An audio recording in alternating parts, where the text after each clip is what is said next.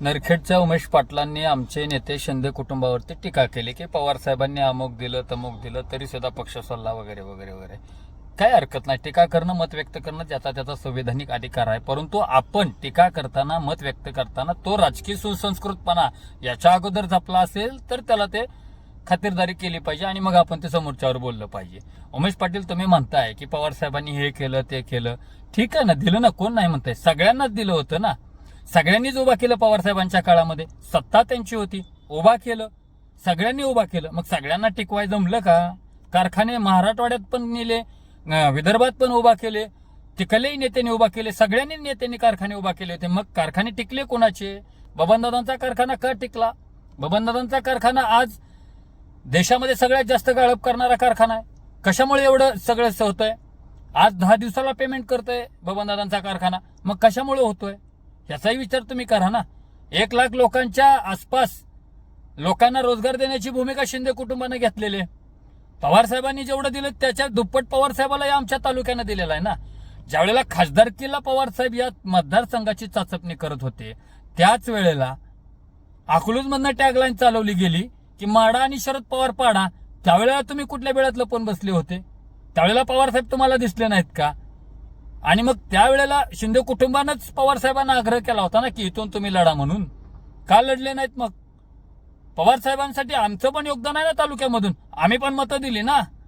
आणि राहिला विषय पक्षनिष्ठेचा, तर पक्षनिष्ठा तुम्ही आम्हाला शिकवू नका, कारण तुमच्या घरात भाजपचा प्रांतिक सदस्य आहे. तुमच्या तालुक्यामधनं फुटाफुटी झाली. कशामुळे झाली? का झाली? तुमच्या बोलण्यामुळं, वायफळ आणि निष्फळ बोलण्यामुळे झालेली आहे. ज्या राजन पाटलांनी पक्षानं दिलेला उमेदवार 3 वेळा निवडून आणण्याचा पराक्रम केला, त्यांना तुम्ही सातत्यानं त्रास दिला. तुम्हाला स्वतःचं घर जपता आलं नाही, स्वतःचा तालुका जपता आला नाही, आणि तुम्ही आम्हाला माढा तालुक्याला पक्षनिष्ठा शिकवताय. अजिबात जमणार नाही उमेश पाटील. हे तुम्ही आम्हाला पक्षनिष्ठा शिकवायची गरज नाही. आमच्याच नेत्यांनी रोजगार निर्माण केला, तुम्हाला दूध डेअरी ओपन करायला जमली नाही अद्याप. आता कोण कोणाची वसुली करत होतं हे मला सगळं काढायला सांगू नका आणि ती वेळ पण येऊन देऊ नका. शिंदे कुटुंबावर बोलताना विचार करा. तुम्ही मागील एका निवडणुकीमध्ये घाटणेकरांना गपचिप मदत केली फॉर्म ठेवायला. पक्षानं सांगितलं फॉर्म माघारी काढून घ्या, पण घाटणेकरांचा फॉर्म पक्षानं सांगितलं असताना, तुमच्यावर जबाबदारी दिली असताना 2 तास मुद्दाम उशीर लावला आणि घाटणेकरांचा फॉर्म मामांच्या विरोधामध्ये ठेवण्याचा तुम्ही प्रयत्न केला. या प्रोसेसमध्ये मी स्वतः होतो. मला काय माहित नाही का सगळंच काढू का बाहेर? कुणा किती घेतलं, काय घेतलं? आणि तुम्ही आम्हाला पक्षाची निष्ठा शिकवताय. मागच्या 6 महिन्याखाली तुम्ही दुसऱ्या पक्षाचा आमदार निवडून आणण्यासाठी पळाला आणि तुम्ही आम्हाला पक्षाची निष्ठा शिकवताय. कुठेतरी चुकतंय, चिंतन मंथन करा.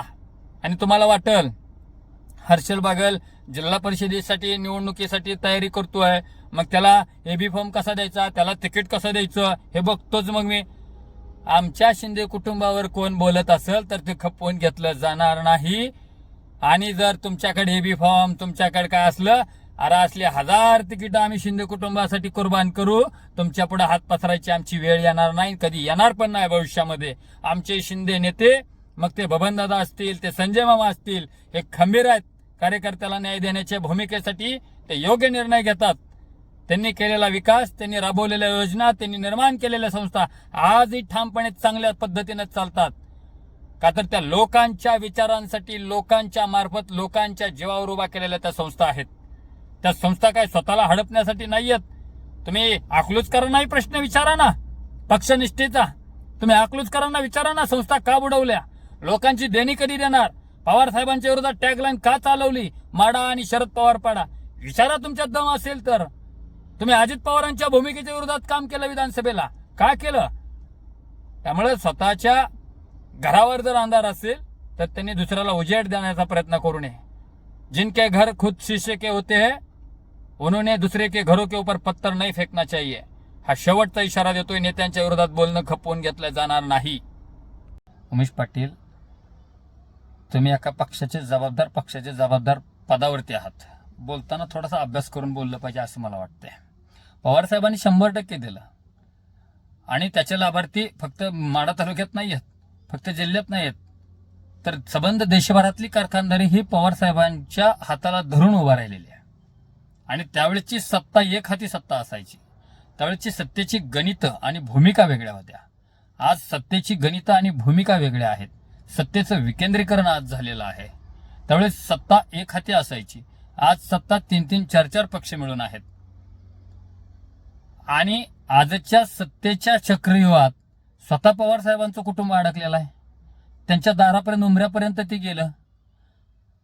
तुमच्या पाहुण्यांकडे पण शरद पवारांच्या छत्रछायेखालीच कारखाने आहेत ना. आणि राहिला विषय पक्षनिष्ठेचा, तर तुमच्या घरात एक शेतकरी संघटनेचं पद आहे, सदस्य होते. तुमच्या घरामध्ये एक काँग्रेसचं पद होऊन गेलेलं आहे. तुमच्या घरामध्ये एक आता सध्याला तुमचे बंधूच भाजपचे प्रांतिक सदस्य आहेत. तुम्ही स्वतः 6 महिन्यापूर्वी एका पक्षाचा प्रचार वेगळ्याच करत होता, आज वेगळ्याच पक्षाच्या जिल्हाध्यक्ष पदावर आहेत.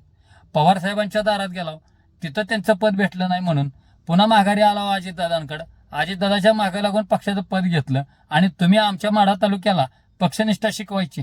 ज्यावेळेला माढा आणि शरद पवार पाडा ही टॅगलाईन अकलूजमधनं चालवली गेली, त्यावेळेला तुम्ही झोपला होता का? मग त्यावेळेला पवार साहेबांचं प्रेम तुमचं कुठे गेलं होतं? पवार साहेबांना या मतदारसंघातनं संसदेमध्ये नेतृत्व करण्यासाठी संधी मिळाली, त्याच्यामध्ये मोलाचा वाटा शिंदे कुटुंबाचा होता. हे पण विसरून कसं चालेल? मग याच्यावर सुद्धा तुम्ही व्यक्त झालं पाहिजे. माझी विनंती आहे, शिंदे कुटुंबाच्या पक्षनिष्ठेवर बोलण्यापेक्षा आधी आपल्या घरात वाकून बघावं, आपल्या तालुक्याची घडी नीट बसवावी आणि मग दुसऱ्याच्या तालुक्यामध्ये आपण लक्ष घालावं. जर आमच्या शिंदे कुटुंबावरती बोलाल तर आम्ही हे खपवून घेतलं जाणार नाही, एवढंच या निमित्ताने मी तुम्हाला बोलतोय.